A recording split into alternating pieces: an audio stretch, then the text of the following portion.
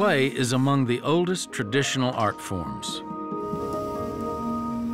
Glass has been around nearly as long, but for centuries was produced almost exclusively in factories. Harvey Littleton changed all that in 1962 with the creation of the studio furnace. The studio glass movement was born, and it paved the way for a new generation of glass artists and one very innovative school. Pilchuck came about back in 1971. We built 2 furnaces and 2 annealing ovens, and kind of a tent affair that went over it in 16 days.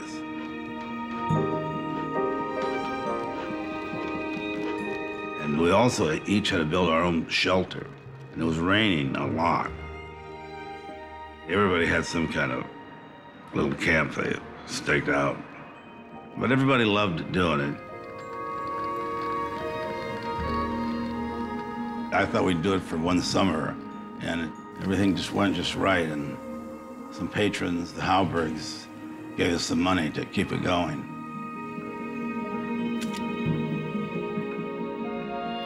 Actually, one interesting part about Pilchuck is that they're not teachers, they're people that do something well. People are interacting all the time and learning from each other. The people that are accomplished learn from the people that want to be accomplished, and vice versa. Pilchuck played an important role for all of our careers. I mean, especially those that are here today. We started out there very early on, and we're not as involved now, but it was another generation is. We usually do sketches in order to communicate between us and with the team of people who are helping us. And also to decipher how we're going to construct this, what comes first. Like, you know, if we're going to make a face, the nose comes first, what are the layers of the bits? So one thing that I see a lot of people do that I've never understood. Really, one of the most enjoyable things about the medium in particular is that it's a social event, because most glass people utilize people helping you in all different aspects of the production of a piece. And in one way or another, they are adding to this piece. Any questions, you guys?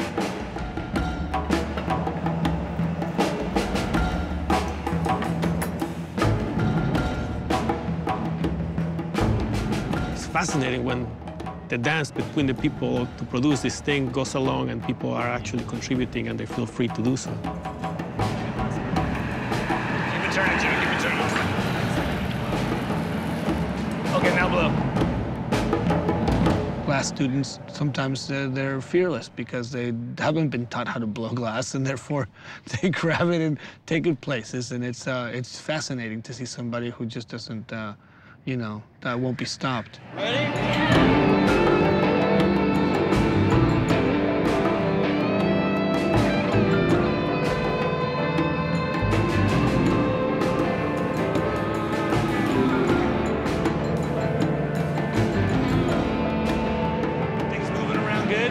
Nice and hot? Hotter, actually.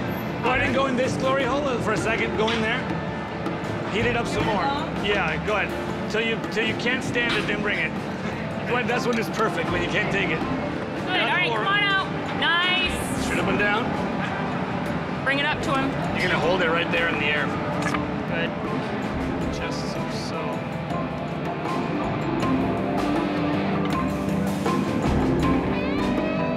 Nice. Way to go, Christina.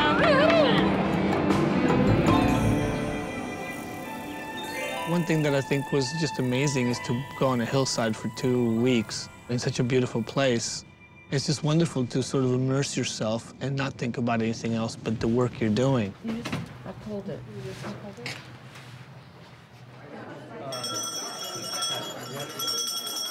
There's some people that came to Pilchuck to be part of the class in the session. A couple more visiting artists, and that's Einar and Jamex De La Torre.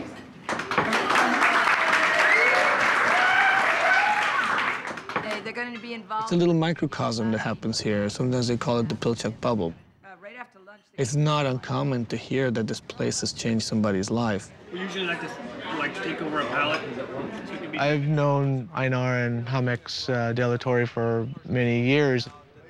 I mean, I was excited that they were here because of my class in particular was, you know, more about symbolism and iconography and that type of thing. They were a perfect fit for, you know, giving a talk to my class and inspiring them. We had some ideas about the Native American influence and Mexican culture. I mean, there's kind of search for identity is a great deal of part of our work. It has to do with our Catholic background and also our background as Mexicans. We don't look for the simplification of only one image. We want layers, we want more. Think of a piece of a rock and then sculpt out the sides. That's how I would think of it. Yeah, because this is the Mexican Western mask. We have very common backgrounds, you know, the pre-Columbian, Aztec, and Mayan types of works, but look remarkably like Northwest Coast. You see something real quick? I'm going to put a beak on it still, so it's still going to be bigger than this. Yeah. The head that they created, I would relate that to sort of a Northwest Coast transformation mask, where the beak of the eagle will open up and then there's a face inside.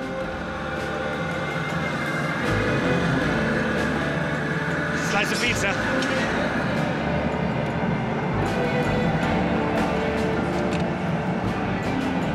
We can hook it around, yeah. I think one of the hardest things for an artist to do with collaborating is just basically letting go. Because if you're truly collaborating, you have to completely let go, and the other person has to be able to do whatever they see fit.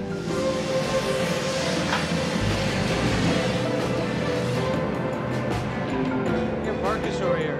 I think that what glass has that is, I think, somewhat unique is that there's a little bit of performance art going on because it's a stage out there. You're on the hot seat.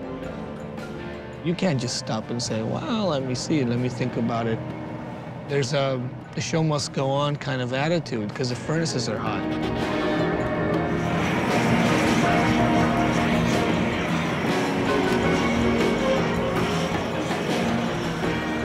Yeah, come on over. 1, 2, and bingo. Okay, come on out. You want me to get the bunny at all? Okay. Go ahead. Side of the kooky, anything? Turn it over. Back here, right?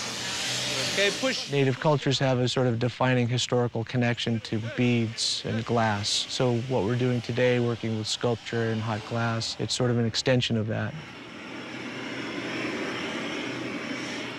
The amazing thing about the glass community in general is that it is very much about the spirit of cooperation. I think that that energy of teamwork actually is transferred into the piece.